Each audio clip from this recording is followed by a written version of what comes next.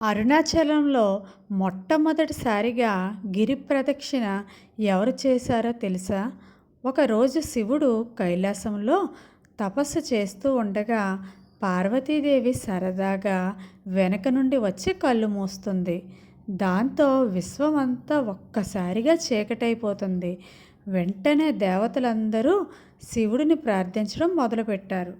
ఆ పరమశివుడు కళ్ళు తెరిచి కోపంతో పార్వతీదేవిని శపిస్తాడు.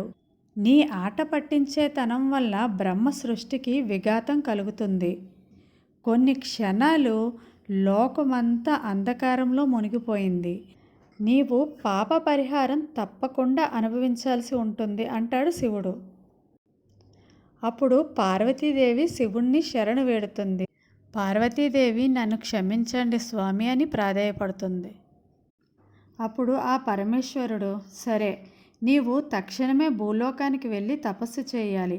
తపస్సు ముగించాక నేను కొలువు తీరిన అరుణాచలంలో నీవు గిరి ప్రదక్షిణ చేయాలి అని పార్వతీదేవితో అంటాడు. శివుడు చెప్పినట్లే పార్వతీదేవి కొంతకాలం తపస్సు చేసి అరుణాచలంలో గిరి ప్రదక్షిణ చేస్తుంది. దాంతో పార్వతీదేవికి పాప పరిహారం పూర్తవుతుంది. అప్పుడు శివుడు కాంతి రూపంలోకి మారి అరుణాచలానికి వచ్చి అగ్నిలింగంలా మారిపోతాడు.